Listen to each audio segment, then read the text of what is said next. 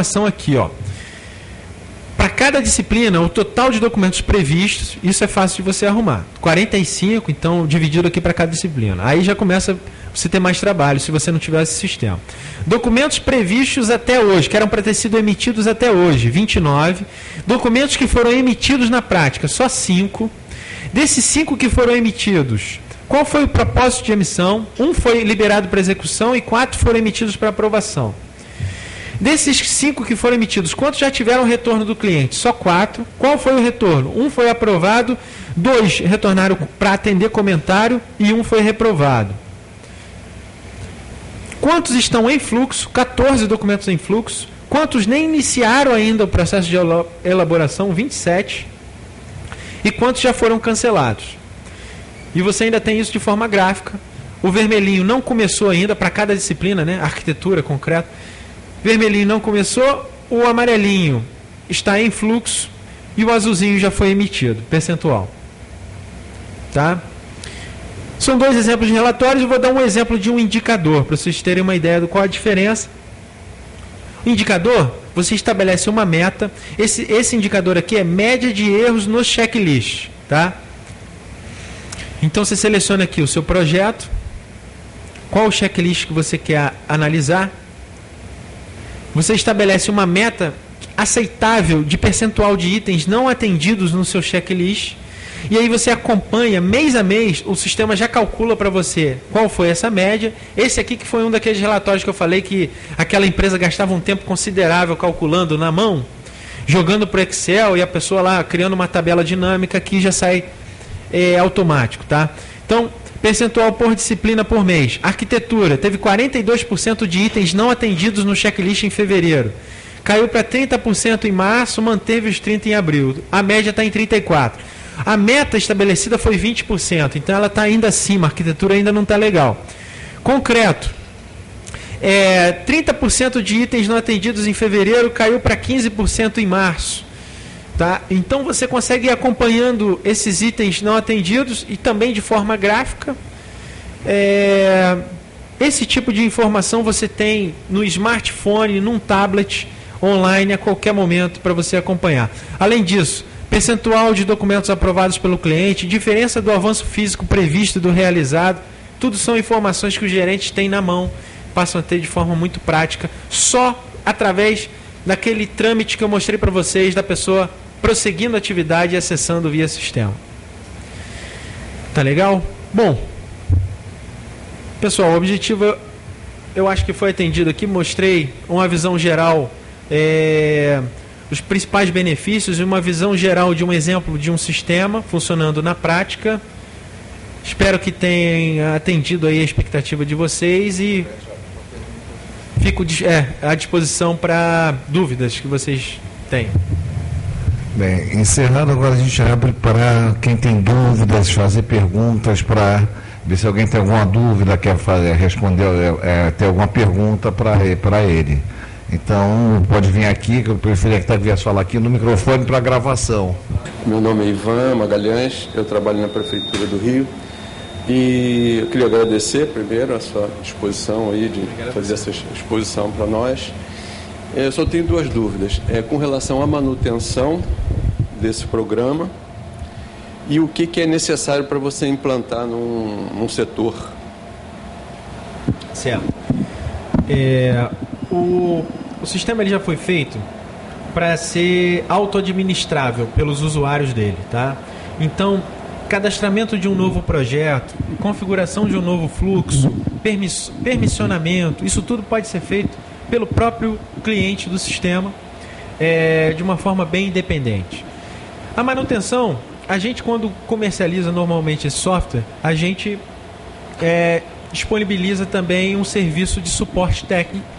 Então, qualquer eventualidade, qualquer necessidade de algum ajuste ou um aprimoramento mesmo que seja, a gente tem também uma vantagem de possibilitar que a gente customize alguma coisa, crie um relatório específico, ajuste inclua algum campo, altere alguma funcionalidade. Isso a gente também pode fazer, porque a gente faz esse tipo de acompanhamento, esse tipo de suporte durante o uso do sistema. Essa customização você adapta ao que o cliente já tem.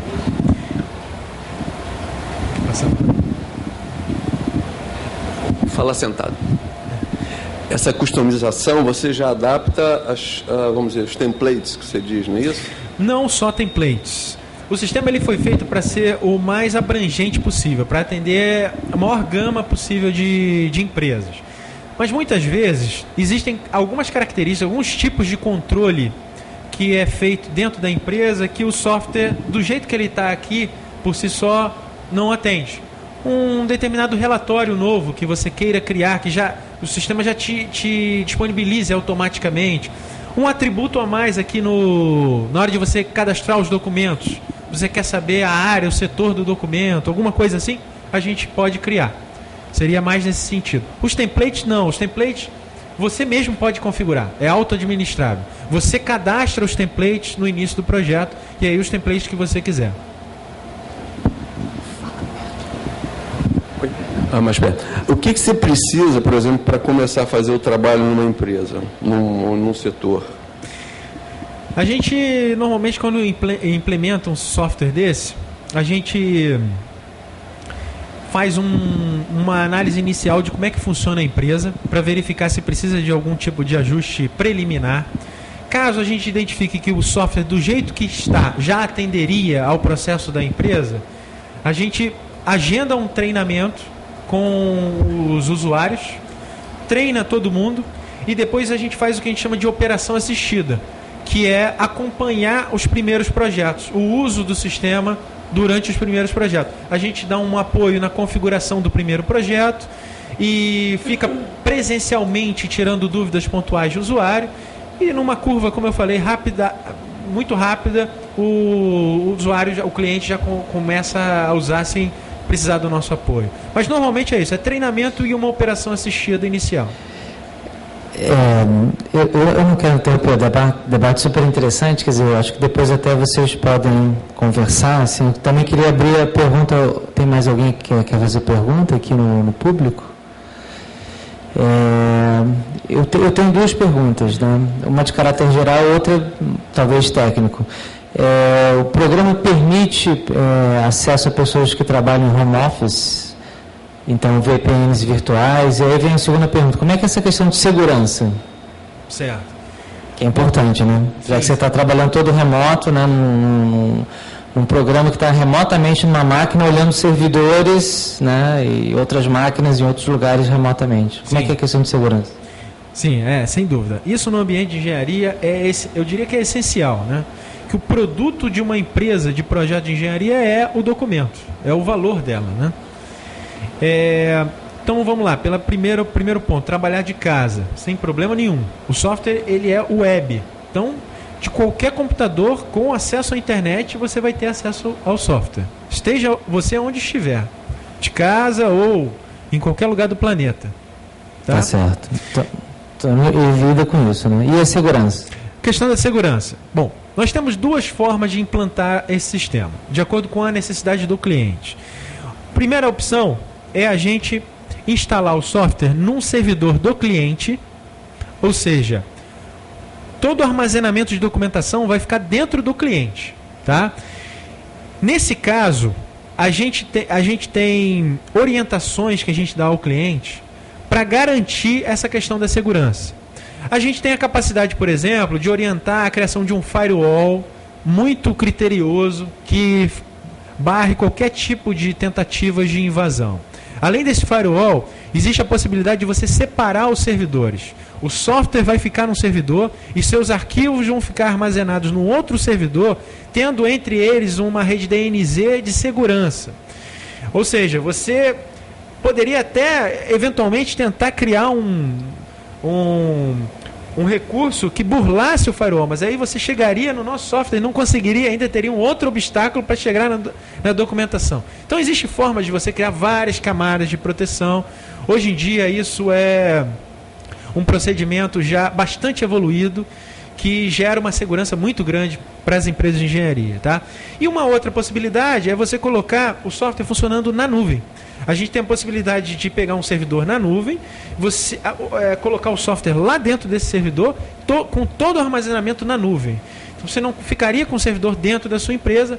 Num caso de um projeto específico, aonde você considere que, por questões de performance, a nuvem seria mais interessante, a gente consegue colocar isso funcionando lá também. E aí você tem toda a proteção desses servidores mundiais, desses data centers mundiais de nuvem, a Amazon, a própria Microsoft, tá, também, que te garantem total proteção dos dados que são armazenados lá dentro desses servidores, né?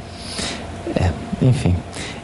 E a minha pergunta de caráter geral é assim, dada a sua experiência, né, no mercado, qual seria assim, o percentual de empresas privadas e públicas que já adotam algum tipo de sistema de gerenciamento de arquivos? Essa é uma pergunta muito interessante. O percentual é baixíssimo. Apesar, um dos motivos da gente fazer questão de realizar essa palestra, e eu tenho o objetivo de tentar multiplicar essa palestra na maior quantidade possível de eventos, é justamente isso. É tentar fazer com que haja um aumento do percentual do uso do sistema, seja o nosso ou outros. Porque o benefício que um sistema desse traz é significativo. O custo, o investimento não é relevante, principalmente se você comparar com o benefício financeiro que ele te traz. Então não há justificativa para que um grande percentual das empresas não use, continue fazendo o controle manual, acessando os documentos no servidor, clicando nas pastinhas lá, correndo o risco de arrastar uma pastinha sem querer, jogar no lixo, ou cortar e sumir com uma pasta com um documento, sem ter visibilidade de praticamente muito pouca em relação ao andamento, quem está fazendo o quê, há quantos dias. Então, realmente, o percentual é muito baixo. Eu me arriscaria a dizer que 10% das empresas hoje usam softwares desse tipo para fazer gestão da documentação. Alguém mais? Essa falta de interesse, vamos dizer assim, aqui. Bom, eu acho que existem alguns fatores. Por muitos anos, existiram alguns softwares de mercado que eram muito pesados e eram muito caros. Existem os principais softwares hoje conhecidos que fazem isso no mercado de engenharia, têm essa característica. São softwares de empresas multinacionais que são criados para serem bastante amplos, genéricos, mas que por terem sido criados para ter essa facilidade de você moldar para qualquer business, você pode usar esse software para engenharia ou para escritório de advocacia ou para qualquer ambiente, ele fica muito pesado. Ele tem muita coisa lá dentro dele que na prática você não usa. Então, como a performance era ruim e o custo era muito elevado, criou-se esse mito de que, bom, é melhor resolver na mão. Eu acho que esse é um dos fatores. E o outro fator é que durante muitos anos também as pessoas acabaram se acostumando a fazer esse controle manual em planilhas Excel, verbalmente, manualmente. Então existe essa cultura que a gente precisa aos poucos ir mudando, mas eu acho que os principais fatores são esses: o costume e essa característica dos primeiros softwares que surgiram de não terem boa performance e serem caros. Ok, mais alguém? Bem, então, vou passar para as considerações finais, agradecer a presença aqui. Uma palestra bem interessante, podemos agendar outras com mais calma, tá? E agradecer aqui e levar as suas considerações finais antes de nós encerrarmos. Ok, bom, eu também gostaria de agradecer o espaço que foi dado aqui pelo Clube de Engenharia.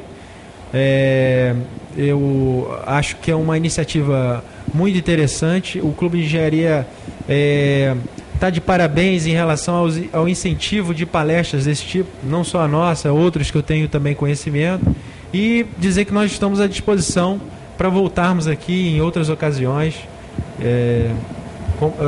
quando formos convidados. Ok? Não, só agradecer aqui o ato e agradecer o público presente. Enfim, então, desejar boa noite aqui a todos. Boa noite, obrigado. Estamos encerrando. Boa noite.